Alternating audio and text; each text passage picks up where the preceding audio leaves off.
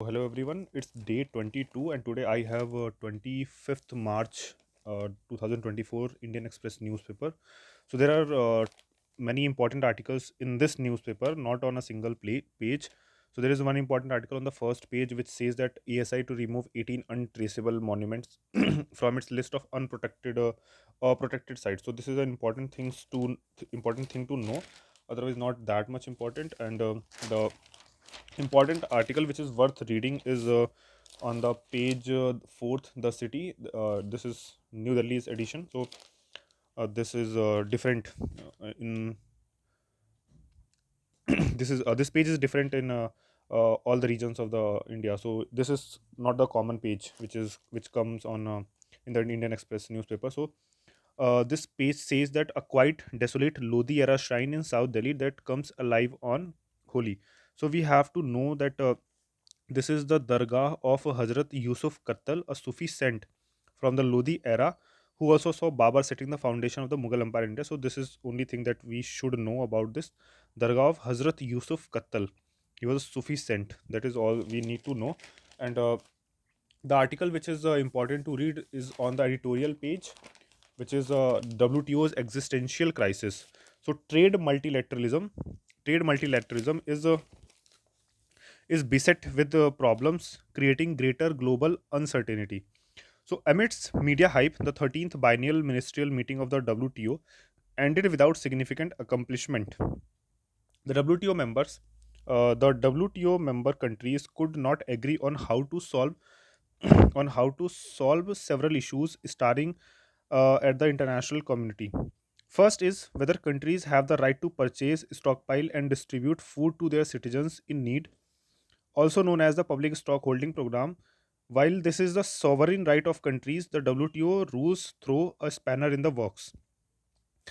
one of the central One of the central objectives of the WTO is to cut trade distorting domestic subsidies. There are limits to the subsidies a country can provide, such as the minimum support price. The WTO rules provide that this price support will be assessed using an average price of the base years 1986 to 1988, which is more than 3.5 decades old. It thus becomes challenging for countries like India to pursue PSH program, that is public stock holding programs using the instrumentality of MSP. This issue is significant as the farmers of Punjab have hit the streets again, demanding a legal guarantee to MSP. While countries agreed upon a peace clause in 2013, which provides some legal immunity to India's MSP policy, it is insufficient. Conscious of this, India has been negotiating hard for a permanent solution.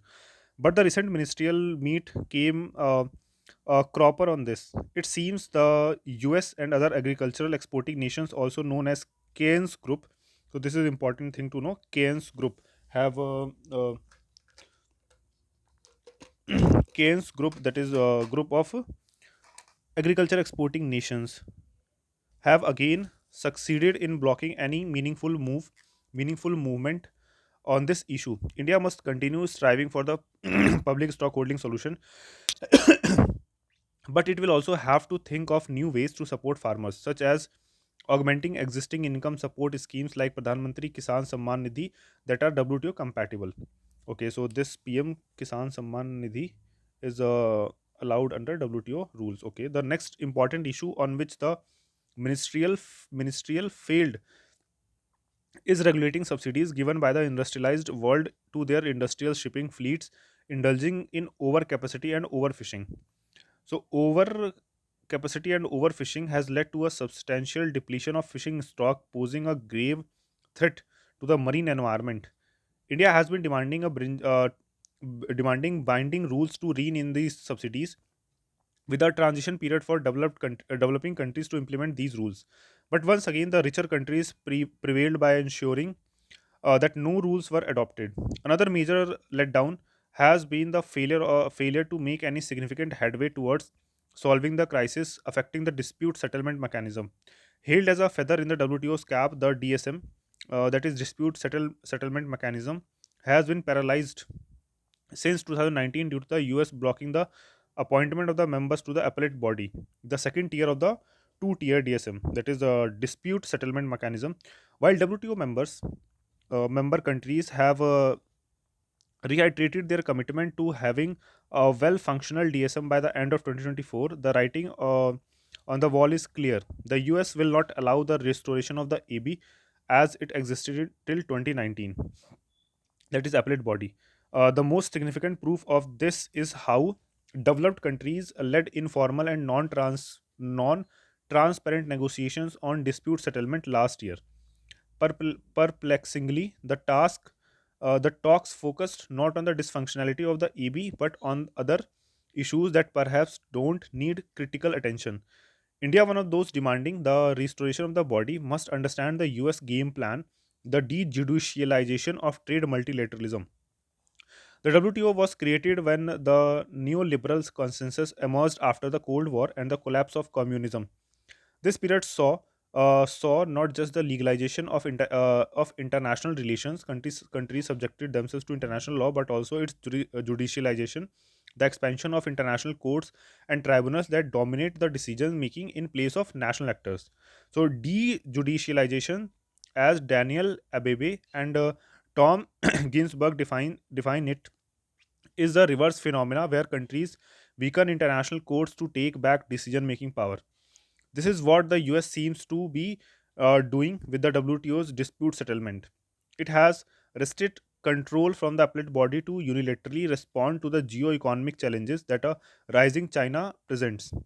This ministerial deepened WTO's existential crisis. It shows that trade multilateralism is beset with problems, pushing the world to higher levels of uncertainty and volatility.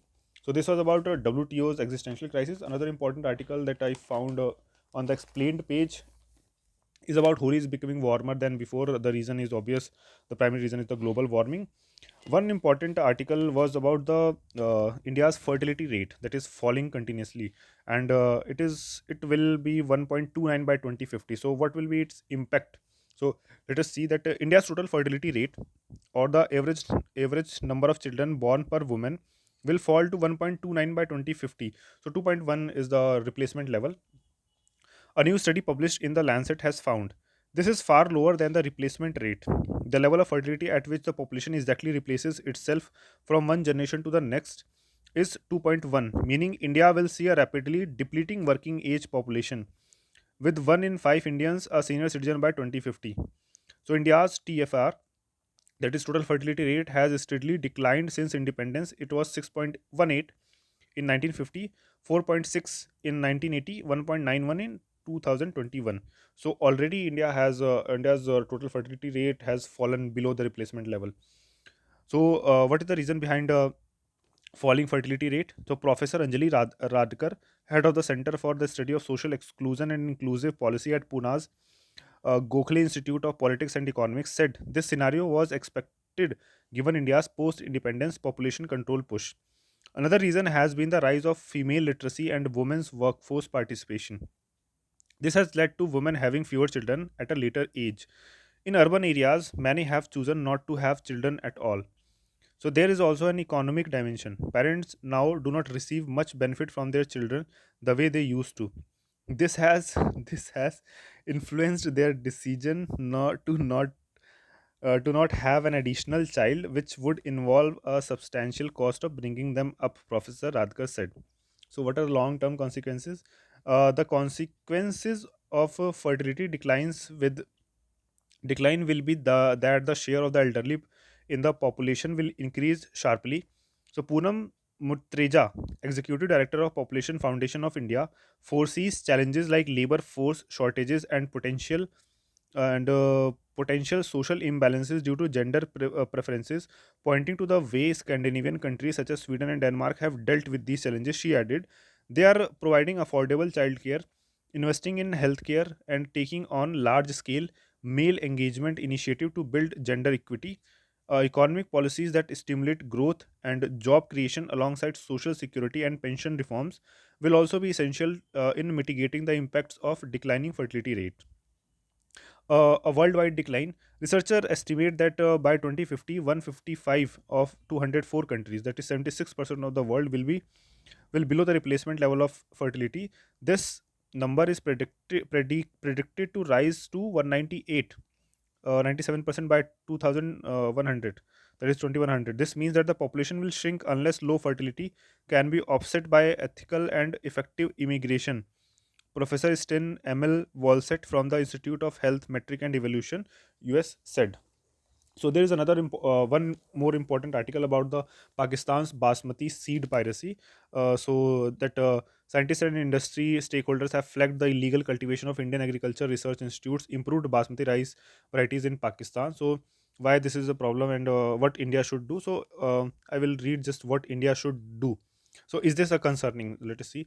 On the face of it, not really. Pakistan's basmati export, that is 5.95 uh, 5.95 metric ton, I think, valued at 650 around $650.42 million in the July 2022 financial year, are a fraction of India's. However, India has multiple reasons to be concerned. That is, basmati grown only in India and Pakistan. So Pakistan predominantly exports super basmati, a high yielding variety similar to IARI's PB1, bred by the Rice Research Institute near Lahore.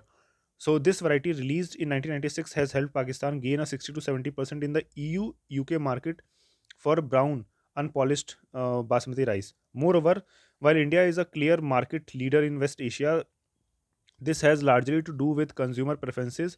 Therefore, para-boiled basmati, this rice, where paddy is soaked in water and partially boiled in the husk before milling, has harder grains and is less susceptible on to breaking on cooking.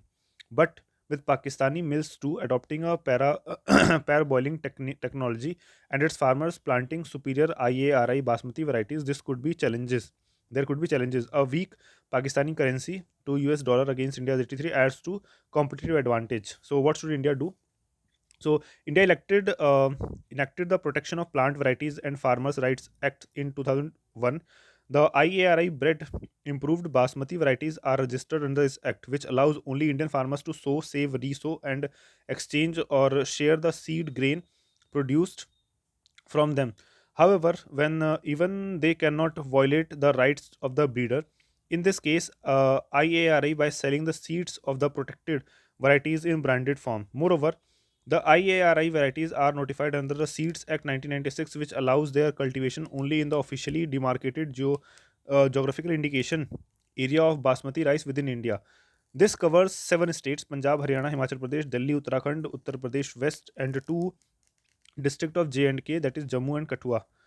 The sale of seeds and cultivation of the above varieties in Pakistan would arguably qualify as an IPR violation, which India can raise in relevant bilateral fora and at the World Trade Organization. So this is all about this article. So water crisis, obviously water crisis in Karnataka, reservoir levels are worrying in some places. So this is also something important to read.